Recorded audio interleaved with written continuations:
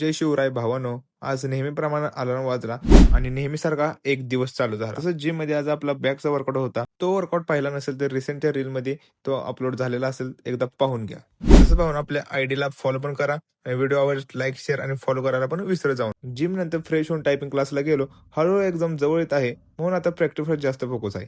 घरी येऊन ब्रेकफास्ट केला, टिफिन पॅक केला आणि ऑफिससाठी रेडी झालो. आज ऑफिसमध्ये गेल्यानंतर एक चांगली गोष्ट झाली. माझ्या क्लायंट लिस्टमध्ये अजून काही नावे ऍड झालेली होती. हळूहळू रिस्पॉन्सिबिलिटी पण वाढत आहे आणि त्यासोबत शिकायला पण खूप मिळत आहे. ऑफिसवरून घरी येताना उद्याच्या डाएटसाठी चिकन घेऊन आलो, कारण फॅट लॉस करताना डाएट स्किप करून चालत नाही. त्यासाठी प्लॅनिंग महत्वाची असते. रात्री ट्रेड अनालिसिस करत बसलो. मार्केट रोज काहीतरी नवीन शिकवत असतं, त्यामुळे शिकणं कधी थांबवायचं नसतं.